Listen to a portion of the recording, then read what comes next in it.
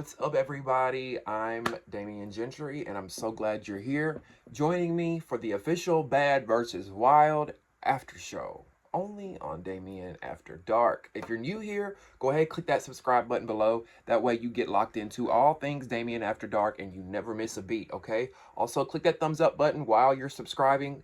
The thumbs up button is your way of liking this video, and that helps me get into the YouTube algorithm so more people like yourself can find me here, okay?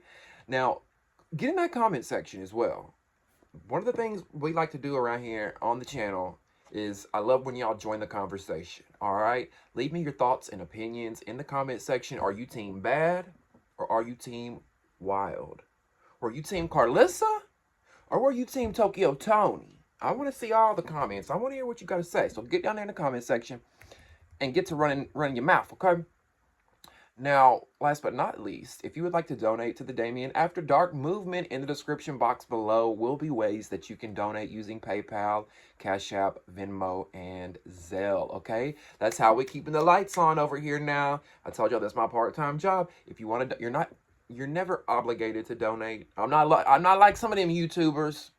I'm not gonna continue until you drop a Cash App. I'm not like them. But if you want to donate, baby, it's right down there for you to donate, okay? Let's get right into this after show. Bad versus Wild, Season 1, Episode 2. I kind of enjoyed Episode 1 with Natalie Nunn versus Jocelyn Hernandez, the baddies versus the cabaret. I enjoyed it. I really did like it. Does it need some tweaking? Does the show need a little tweaking? Yes, it does. Episode 2, I was kind of like, bleh. It wasn't as good as 1. But we're going to talk about it, okay? Let's get into it. Now, Team Bad is got Karlissa as the team captain, which we all know Karlissa as Blueface's mom, right? Karlissa stays in the media. Karlissa stays on the blogs. She's always running her mouth when it comes to Blueface and Krishan. She's always got something to say, and that's just Karlissa, right? Same with Toni. Which we're going to get into Tokyo in a minute. But now on Karlissa's team, Anna Mac is there. Anna Whack, I mean. She's just like a fucking fly that won't go away, bitch. That bitch is like a goddamn cockroach. You kill that motherfucking hoe, she come back. Kill that hoe again, she's back. Why is Anna Mac that way? I already know why. Why am I even asking the question? We all know why Anna Mac is there. And if this is not proof, if this is not evidence that Anna Mac allegedly sucks and fucks her way onto these shows, I don't know what is, y'all. I don't know what is. Like, because she's everywhere. Like, she's, and I'm not hating, because if Anna Mac had that personality, if Anna Mac had that star factor, if she was that girl, if she was delivering the one-liners and the zingers, and she was just giving and eating the girls up, I would give on it, like, even if I didn't like her, I would give her that praise, right? I would give that to her. But from aside from me not liking her, like, what does she really bring? Somebody tell me in the comments. If we got any Anna Mac fans in the building, somebody tell me in the comments. Tell me what Anna Mac brings to this platform. Other than a nut. Other than someone ejaculating in her mouth. I'm waiting for, I'm curious to see these comments. She's not a fan favorite. She's not funny. She's loud and annoying. I just don't get it. I don't get it. And you would think after all these allegations against Lemon Pepper and how Lemon Pepper, you know, allegedly Lemon Pepper be fucking these girls, and hey, you want to be on Baddies East? Suck my cock and I'll give you, you can be on season 3. Hey, you want to be on Jocelyn's Cabaret? Arch that back and I'll put you on season 4. Like, you would think that he would be like, look, let me not cast the girls that I'm fucking, let me not put them on, you know, let me not make it obvious that I'm fucking them, right? Shit, he don't give a fuck. Now, on Karlissa's team, on Team Karlissa, which is Team Wild, not Wild, I'm sorry, Karlissa is Team Bad. She's also got Mangina there. We know Mangina from One More Chance, right? Mangina's there. And then some other extras, aside from Mangina, and aside from Anna Whack, There's some other people there I didn't really know of. Slim. Slim, I forgot. Slim. They brought Slim there. Look, I think what it was is that Zeus just needed some cast members, right? They needed some people to build a team bad and a team wild. So they just started calling Zeus talent up. Hey, you want to make $1,000 for the night? We're gonna fly you to Vegas. You're gonna do the show, right? So they got Slim there. I'm glad that Slim got a job. I'm glad they gave her an opportunity because baby Slim has been, ever since Baddies South, Slim has been itching, scratching, and clawing her way to an opportunity. She just wants to be back on Zeus so bad. We saw her at the Caribbean's auditions, right? And she looked a lot. We talked about how Slim, bless her heart, she looked a mess at the Baddies Caribbean auditions, but she looked a lot better at the Bad versus Wild. She looked a lot better at the Bad versus. Now, Bad versus Wild was filmed way before the Baddies Caribbean auditions. So I don't know what happened to Slim. Maybe she was just having a bad day. Maybe Sis was just rolled out of bed and came straight to the auditions that day. I don't know. But on Team Wild, on the opposite side of Team Bad, we have Team Wild, which Toni is the team captain, right? We also have Suki. Suki's there. Yodela, whoever I know of her, but I don't know her. I've never watched her. I just know of her name and maybe seeing her on social media and stuff like that, right? So Yodela's there, whoever she is. Sydney Star, we all know Sydney. Sydney's there, and Stony. I'm not sure whoever Stony and Black Diamond, I'm not sure who they are. I think Stony and Black Diamond, to me, they just look like two girls that were in line for the show, and they went out there in line and said, hey, y'all want to be on the show? Come on. That's what it looked like to me. Now, I don't know. If y'all know who Stony and Black Diamond are, please let me know in the comments, because I want to know. I was just curious who the people were. So they're calling it the Battle of the MILF Mommies.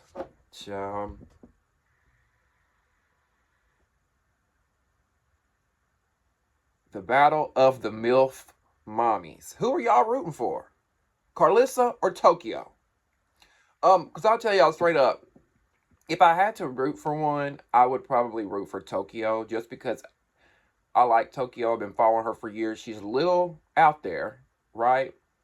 Well, here's the thing about Tokyo. It's so weird because when Tokyo be on these TV shows and stuff, she seems like she's present. Like doing this show, she seemed like she was present. She seemed like she was coherent in there, right? Anytime we've seen her film a show, like for instance, did y'all see Tokyo on Tamron Hall, that talk show, Tamron Hall? She was there with Black China. She was being, she seemed normal. She seemed present in the moment. She was there. She was having a conversation.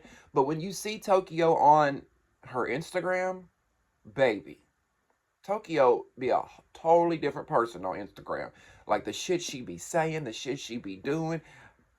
I don't know. Anyway, I'm just glad that Tokyo and Karlissa. Another one I'll tell y'all that was there, that was on Team Bad, was K Capri. Did y'all notice K Capri? Now, I always liked K Capri on. If you don't know K Capri, she was the really tall girl on Team Bad.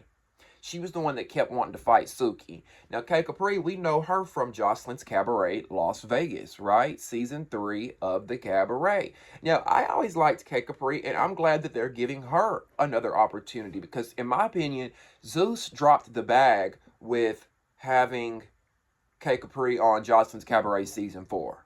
Because Season 4 of the Cabaret was trash. Those girls had no personality. I tried to give it a chance. It was just horrible. All those girls on Season 4, minus Wet, Lucky, and Daisy, were all bobblehead followers of Jocelyn, would do whatever Jocelyn said. And I think they should have had K Capri on Season 4. But I'm glad they brought her here to Bad vs. Wild, right? I'm glad that she's there. Because like I said, a lot of these people that we see would have never, that's the one thing I'm going to give Zeus credit for. They give a lot of people opportunities who would never have gotten an opportunity. Right, like the Slims, like the K Capris, those girls, right? So I'm glad that we're getting to see all of them, honestly, because that's like Karlissa. I even said on Blueface and Krishan, Crazy in Love. That's another thing I said Zeus missed out on. They dropped the ball on. Karlissa should have been a main cast member on that show.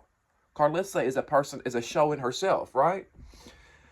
Um, so apparently neither Karlissa or Tokyo fuck with one another. Apparently they have some social media beef. I don't think the beef is that serious. It didn't seem like the beef was that serious watching this, because I was expecting Karlissa and Tokyo to fight it out.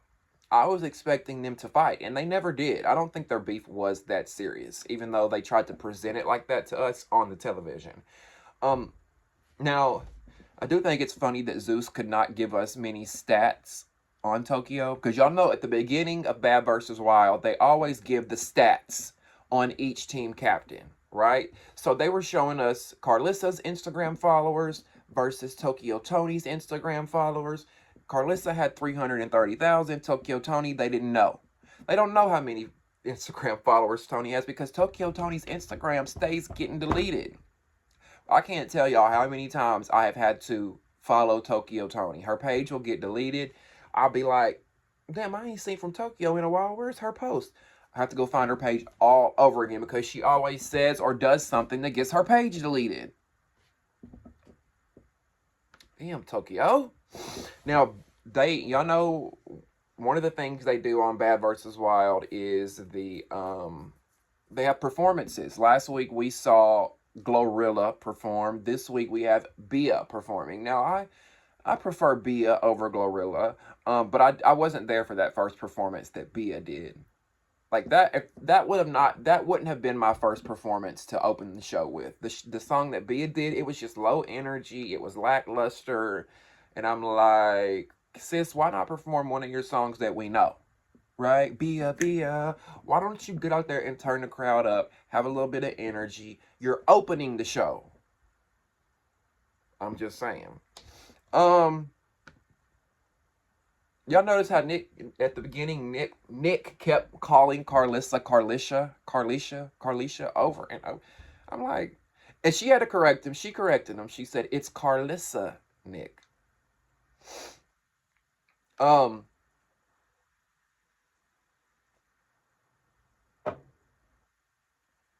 Also, when Karlissa introduced, because y'all know, Nick was like, introduce your team to us, Karlissa. Let us know who's all on your team. And when she introduced Automac, did y'all notice how she said, and then I got Automac. Automac's always gonna sneak through. I took that as shade. I took that as Karlissa watched Baddies East, and she saw how Automac liked to try to run up and sneak and do little weird shit, right? Because we all know Automac can't fight. All she can do is sneak. Run up behind you and sneak. And sneak you. Maybe it wasn't shade. Maybe it was just Karlissa saying that. But I took it as like, we see each other. So they get into the competitions. They get into the challenges. Just like I told y'all last week on episode 1. I don't think anybody on this that created this show has a creative bone in their body. Who came up with the challenges? Who came up with the rounds? I want to know who came up with each round for the girl, like, because it just blows my mind. It blows my mind that we're playing these juvenile ass, kindergarten ass, sandbox ass games with grown adults. Like, y'all couldn't have come up with something different. Because, for instance, the first challenge was an adult version of red light, green light. I'm just like, goddamn, Zeus. So they do an adult version of red light, green light, where pretty much everybody is going to twerk and shake their ass until they say red light, and then you're going to stop. Right? So pretty much it's twerk, twerk, twerk, twerk, twerk, red light, green light, twerk, twerk, twerk, twerk, twerk, pop that ass, red light, green light, twerk, twerk, pop that ass, throw it in a circle, red light, green light, twerk, red light. You got it. Whoo, bitch, that was a workout, but you get the gist of it. And had I had some room over here, I would have really threw this ass in a circle. Because that was stiff what I just did. But y'all got the gist of it if you haven't watched the episode. That's what they were fucking doing. I'm like, God damn, can we come up with something just with a little more substance? And I mean, I don't know. Now, Tokyo Toni, y'all see Tokyo Toni? That bit Tokyo had me rolling. And this is why I'm Team Tokyo Toni. Because we can say a lot of things about Tokyo Toni, right? We can say a lot of things, but we cannot say that Tokyo is boring. We cannot say that Tokyo is dull. We cannot say she's dry. We cannot say that she's not great television. Tokyo had me laughing so hard. Tokyo, this bitch was on her back with her ass in the air, sitting as if she was a 20-year-old with 20-year-old bones. Listen, Tokyo said, watch this. And she had that ass in the air, and they said red light, and she held that ass up high.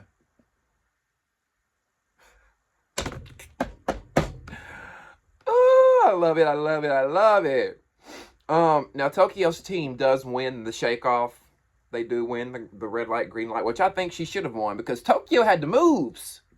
She had the moves, and Karlissa was just a little stiff, you know. She was. I mean, at one point she was popping it a little bit, right? But Tokyo gave it to her. Tokyo ate her up. She ate her up. Okay, so now we're getting into my favorite part of the show, the second round. The second round, which is called Keep It a Stack, right? If y'all remember, we talked about it last week. Keep It a Stack is pretty much the adult version of Truth or Dare, right? And this is the part of the show where the mess gets involved, where the two teams get to confront each other on any beefs that they've had, over anything that they may have heard, over anything that they may have seen that they want to confront said person on, right? So the first two that go up against each other versus the Keep It a Stack. I'm sorry, I can't talk, y'all. The first two that go up against one another during the Keep It a Stack challenge is Sydney Star and Mangina. Now, my thing was this is like, okay, is Mangina considered transgender?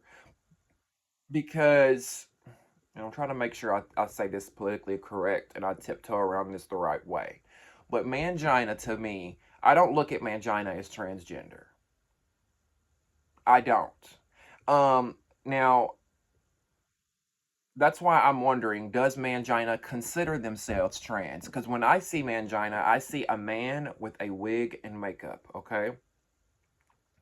And that's okay. I'm not shaming, all right? When I'm on camera, most of the time I'm wearing makeup. Most time I come up here, I wear makeup. I don't wear it in my everyday life when I go out, but I do when I come on camera, and that's okay. I'm not shaming any man that wants to wear wigs, makeup. Go for it, boo. But my thing is, if Mangina considers themselves a transgender woman, I think, my thing is, how are you supposed to be taken serious as a trans person with a name like Mangina, right? Because when I see Sydney Star, I don't see a man. People can say all day long, well, she's got a dick between her legs. It's a man. Y'all can say what you want. When I see Sydney, I see a woman, right? I used to have a transgender friend. People thought we were dating. I couldn't even hang out with the girl because people always thought, is that your girlfriend? Do you like him? Do you like her? Him, her, him? I'm like, no.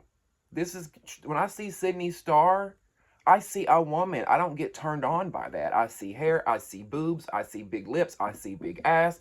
Whether or not there's a penis down there or not, I'm telling y'all, physically what I see is femininity in woman. So I'm not interested in that. When I see Mangina, I see a man with a wig and makeup, and that's okay. But my thing is, I would love to know if Mangina considers themselves trans. Now, if Mangina does, okay, we can respect that. We can. But I think it's going to be hard for Mangina to get respect from everyone when you're calling yourself Man fucking Gina. I mean, I'm just confused. I think, now, Mangina may not consider themselves trans. And if they don't, then disregard everything I'm saying. But I think it takes away from the transgender movement this trans right movement that we've been going through in the world over the last few years, the last however long, it takes away from that. It just feels like the trans movement takes 3 steps back when you have people like Mangina coming forward. Now, if Mangina says I'm just a dude that likes playing hair and makeup and wigs, okay, cool. But I feel like it's gonna make people look at Mangina and the community as a whole. As a joke, as a whole? Am I the only one that feels that way? I don't know, because it just feels like Mangina is playing a caricature. Like it feels like Mangina is there to play a role, be a laughing stock, be a joke.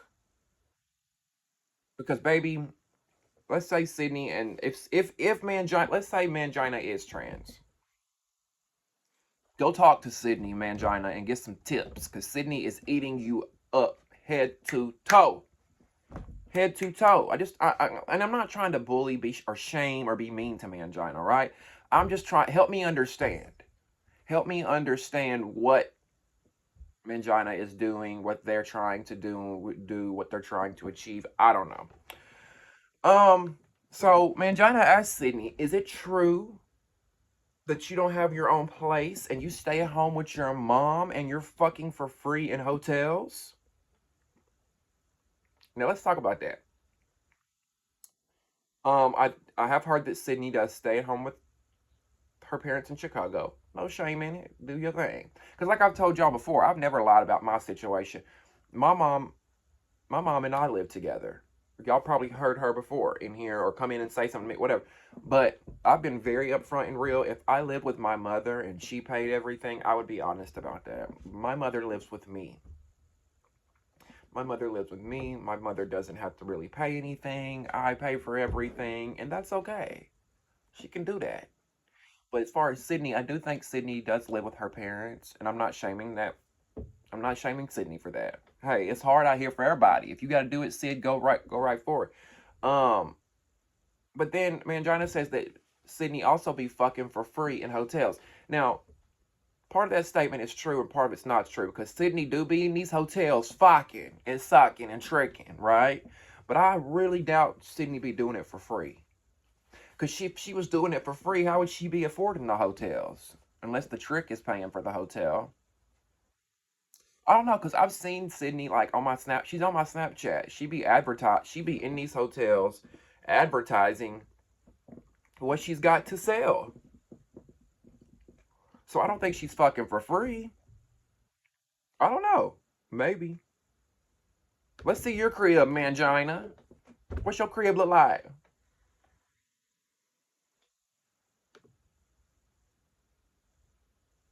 So Sydney, I guess, didn't really have a good comeback for Mangina.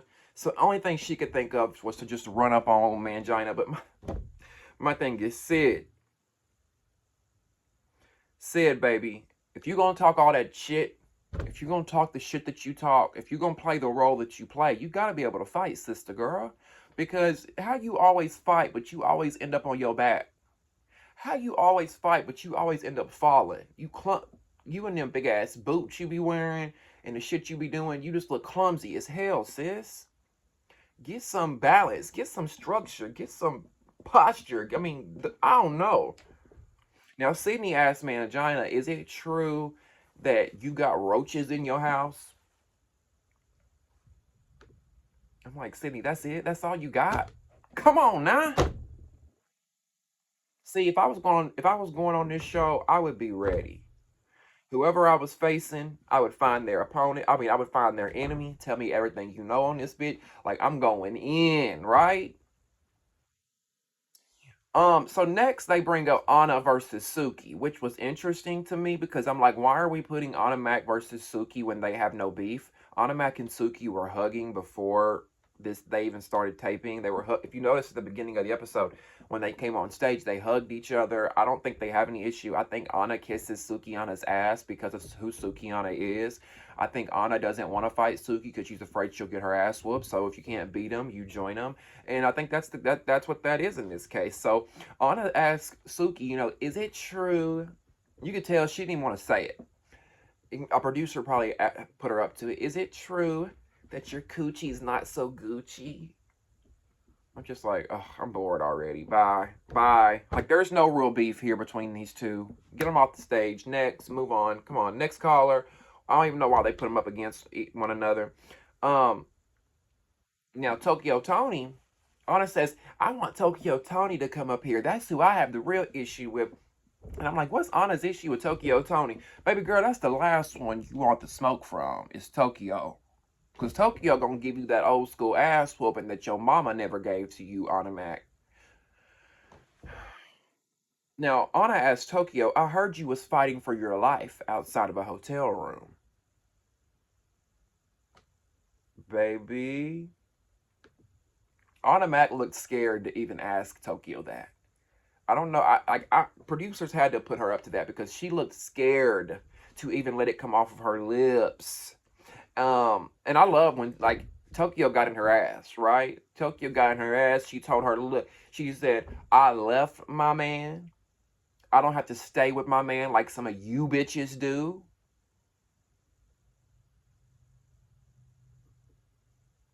Now, granted, I would have liked to have seen Tokyo got in that ass a little bit more.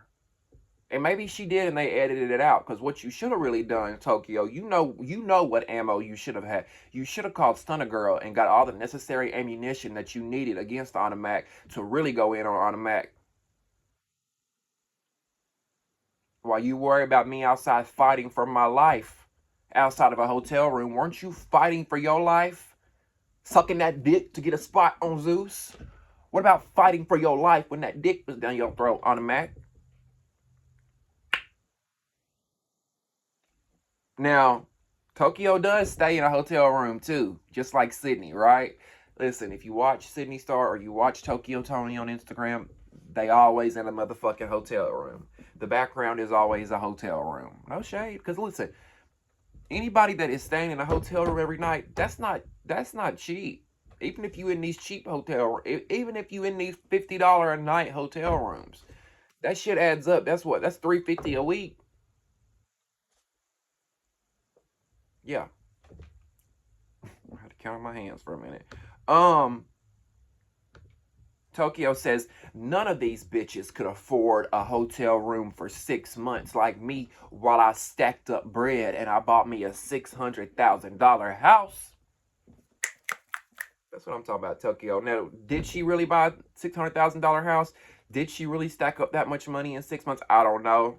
I highly doubt it. I'm wondering how are you making this money, Tokyo? Is Black China cash apping? I mean, what? I'm just confused how she make money. And I'm not hating. If she did make $600,000 in a hotel over 6 months, go ahead, sis. Show me the way. As long as we ain't tooting and booting our ass in the air for the money, I'm good. I want to show me the way. I want to make 600,000 in 6 months. And did y'all see Anna Mac after Tokyo Toni went in on her ass? Did y'all see her? Did y'all see her? Y'all see how she ran up to Tokyo and hugged her real quick and said, "Oh, you got it, mama. You got it. You got it." Like you can tell she didn't want to go after Tokyo Toni like that, but she probably felt the pressure to do it since she was on the show. And she didn't want to do it. So after Tokyo embarrassed her ass, she ran up on her, want to hug her and try to smooth things over. If I was Tokyo, I would have, get your ass back from me. Don't put your nasty skank lips and hands on me. The fuck?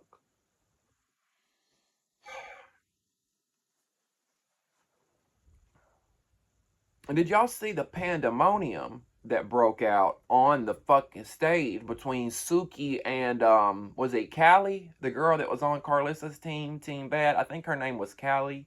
Um, all I know is I want somebody to look after me the same way those people were looking after Suki. I think it was Suki's people. Did y'all see Suki's people that was sitting in the audience when Suki got into that fight? How they all fucking bum rushed that stage, bitch. Now they weren't as fast as Zeus security because the Zeus security got everybody in check real quick and said, "Hold the fuck up! Ain't nobody getting on this stage." But Suki's people were quick. They almost got up there on that stage and made it. They almost did, but security stopped them. And I mean, even security was scrapping at this point, right? Even security was on top of people, trying to fight people, keep people off one another. I mean, And it was so crazy. Even at one point, we look up and we see Ding Dong. Y'all know Ding Dong from Bobby I Love You Purr, the one with the dreads and the 12-inch cock. I mean, Ding Dong's dick literally looks like this. Literally. If Ding Dong had a dick, it would look like this. And it would swing back and forth. Not if Ding Dong had a dick. I'm sorry. Ding Dong's dick looks like this. Literally. It's like the width of my forearm. The length of my forearm. No lies. Go check it out yourself on Twitter. But I'm like, damn, they got everybody there. Because we saw DJ Sky was in the audience. Ding Dong was there in the audience. I mean, they had everybody, all the Zeus talent was there in the building. And while that pandemonium was going on, and I'm sorry, y'all know I stay on Automatic's neck. I stay on her. While all the pandemonium is going on and everybody's fighting and people are trying to break up fights, what is Automatic doing? Automatic, go back and watch. Pay attention, y'all. Go look. Everybody's fighting. People trying to break shit up, you know. Instead of her staying out of the situation, homegirl is on the side of the stage egging it on. She's the only person that you can see on the stage that's doing what Anna Mac always does. Anytime a fight breaks out, she has to be involved. She has to put her 2 cents in. She has to stand up on a couch because her ass is 2'6" and nobody can see her. She has to be the loudest one in the room. She has to be, pick me, look at me, can you see me, put the camera on me, here I am. Sit down, ho. We don't like you, Anna Mac. We're laughing at you, not with you. God damn. So then it looked like Callie, the one I was telling y'all about a second ago, Callie on Team Bad, done snuck. She ends up sneaking Toni. Now keep in mind, I don't really know many of these, a few of these girls, so I'm learning them as I'm watching. Callie ends up sneaking Toni, which pisses Suki off because Toni and Suki are on the same team.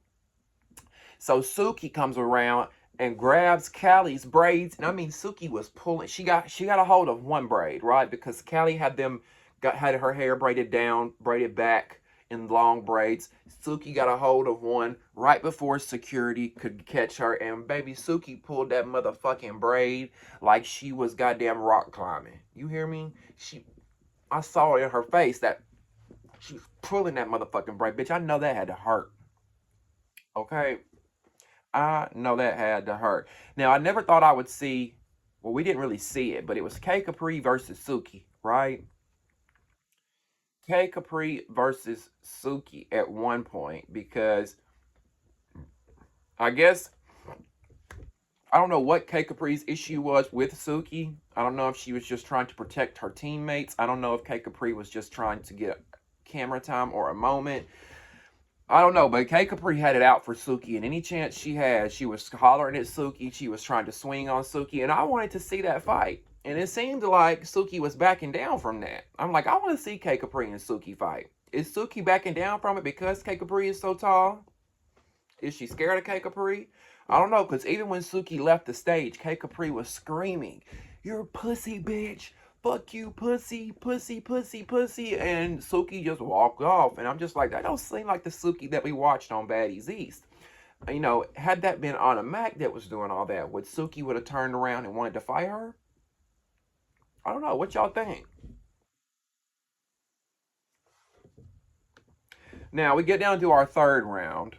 Now I told y'all these challenges were these little tasks that they had the teams doing were very juvenile, were very kindergarten. So we've already played Truth or Dare. We've already played Red Light, Green Light. Can you guess what the next game is? Can you guess what round 3 is? Bitch, you guessed it. Musical fucking chair. Bitch, when's the last time you played musical chairs? I don't know. In 5th fucking grade? God damn. Anyway, of course we're gonna have grown folks playing musical chairs. So, one of the things that stuck out to me with the whole musical chairs challenge was That first round, if you watch, when everybody's going around and around and around, when they say stop, or when the music stops, Sydney, I guess, kind of gets in a little scuffle. Sydney Star, she's trying to get a seat, so they're all scuffling. You know how it is. It's pandemonium when you're trying to get a seat in musical chairs, right? So did y'all hear Anna Mac? Did y'all hear Anna Mac after that first round? Because Sydney Star, she lost the first round. She didn't get a seat. So Sydney had to go sit down. And everybody is sitting except Anna Mac, who turns to the audience. Anna Mac turns to the audience and she does like this with her body. Go back and watch. Thinking she looks all cute, doing all this right here. And she says, I'm not fighting no ninjas. And y'all know what word I'm referring to when I say that, because I'm not saying the actual word. But I'm not fighting no ninjas. Not no Mangina, not no Sydney, nobody. Okay. So not only is Anna Mac ignorant, loud, with a long scream face, but she's also transphobic. I said it. I said it. Because it is what it is. And it is what I saw in my with my two eyes and my two ears. We heard her. Zeus didn't edit it out. They didn't edit it out. Did y'all hear it? Let's keep it a buck. Let's keep it a buck real quick.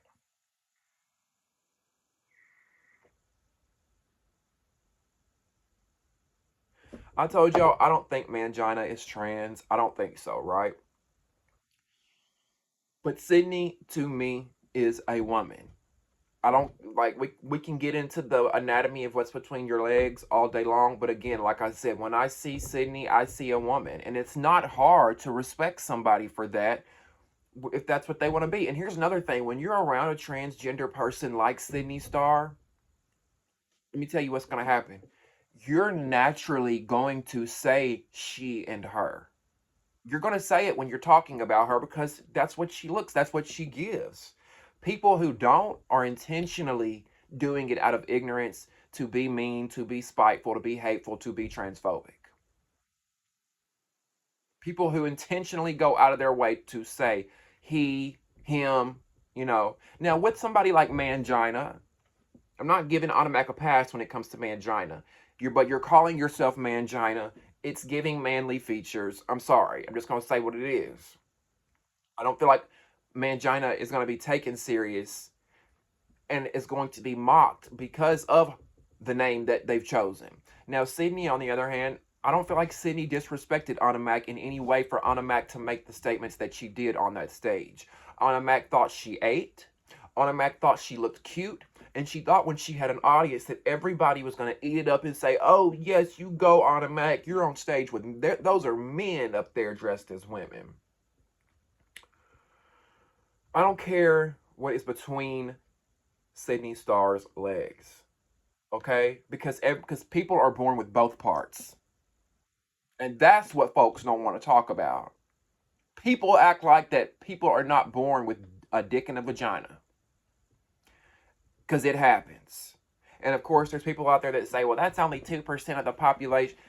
It doesn't matter if it was 1% of the population. Are you trying to negate the fact that people are born with both sex organs?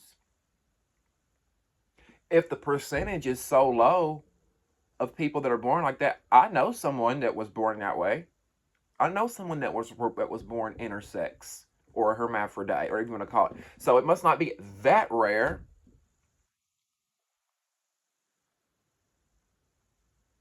I don't know. Anna Mac just continues to show her true, ugly, rotten colors. That girl is rotten to her core, okay? And I can sense it. I can see it. I can sense it from a mile away. I would not trust that girl with a cockroach. I wouldn't. And backstage, honestly, backstage after the whole musical chairs challenge and after they finished filming, I expected Sydney to confront Anna Mac about that. I don't know if Sydney didn't hear it, but I don't see how Sydney didn't hear it because we heard it and we're not even there. We're at home. Maybe Sydney didn't hear it, but I wanted her to confront Anna Mac about that, about saying that because, like, you ain't gotta like me. You ain't gotta like what I've done with my lifestyle or how I've transitioned or whatever. But if you gonna come for me, I'm coming right back for your ass. I don't care if you got a dick, a vagina, or both. I'm coming after your ass, okay? Don't ever forget.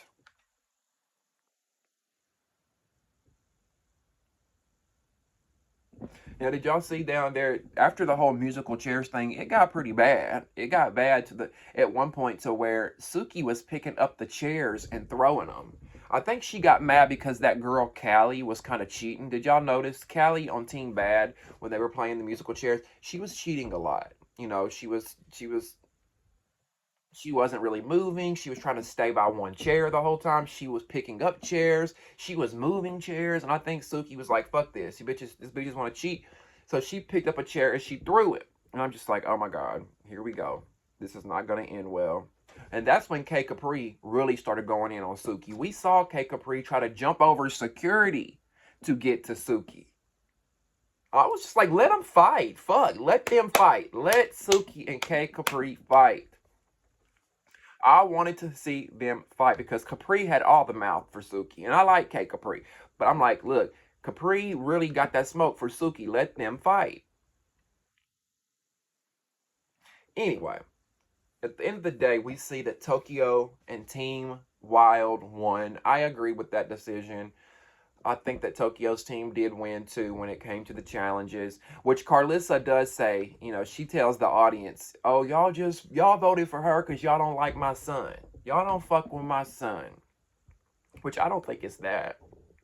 I just think that the crowd knows who Tokyo Toni is more so, right? Tokyo Toni's got more clout. Tokyo Toni is more known. Tokyo Toni's kind of been involved in the public eye in this industry a little longer than Karlissa does. So I don't necessarily think it's because Karlissa is Blueface's mother. Um, we end up seeing Bia perform again. Her last performance was way better than the first one. So you know, that was nice to see. I still think she should have performed one of her hits. Um, Now, when it comes down to my conclusion for this episode, um, just after seeing episodes 1 and 2, I really think that this show could be a hit. Okay, I really think that this show could be as successful as Wildin' Out, because we all know Wildin' Out has been hugely, wildly successful for MTV. And I think that this show could be wildly successful for Zeus as well. It's just missing some things, you know? It's missing some things. It's like, I'll tell you what it's like. It's like having a plate of food and the meat is missing.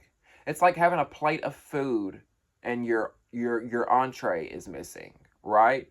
Um, they got the seasonings, they got the sides, they got the silverware and the cutlery or whatever you call it, but they're missing the meat. Does that make sense? Like with Zeus, they've got the stage, they've got the name, they've got they've got the camaraderie, they've got the audience, Zeus has everything. It's just these challenges and the concept needs a little work, needs a little tweaking, because there's only so many weeks of musical chairs or red light, green light that I want to watch. Sorry, just keep it a buck. Anyway, the challenges need some work, but this episode wasn't terrible, but I liked episode 1 better. We need real beefs. That Jocelyn and Natalie, why I think it was so good is because that was a real beef. They both do not like each other. This show, I don't know. Or this episode, I don't feel like there were real beefs with each other. Anyway, that's just my 2 cents. I'd love to hear what you have to say. Make sure you get in the comment section below and leave me your thoughts and opinions on whether you're team bad or are you team wild, team Karlissa or team Tokyo Toni. And let me know what you thought about seeing some old Zeus stars like Slim and K Capri. And we saw DJ Sky. We saw Ding Dong. What did y'all think about seeing them? on the show. Let me know what you guys thought in the comment section. And don't forget to subscribe. Subscribe, subscribe, subscribe.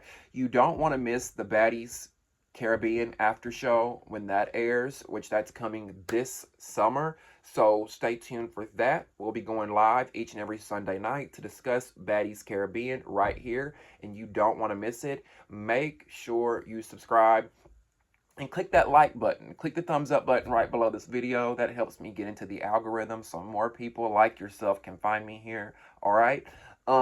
And if you would like to donate to the channel, in the description box below, right down there, will be ways that you can donate. I've posted my Cash App. I've posted my Venmo, Zelle, what's the other one? PayPal, and also my Amazon wish list for anybody that's interested, okay? Now, last but not least, I'm super excited for season 4. Well, that's 8, so let me say 4. Season 4 of my podcast, Damien After Dark, is returning this spring. I'm thinking in May. My podcast will be returning, and I would love to have you be a part of it. We're talking pop culture, we're talking reality TV, we're talking celebrity hookups and breakups, dating, relationships, sex. You can even ask me questions and get advice from me. All that and more. Damien After Dark, the podcast, season 4, coming this spring, and I'd love to have you be a part. Thank you guys so much for tuning in to another episode, and we'll see you next time on Damien After Dark. See ya.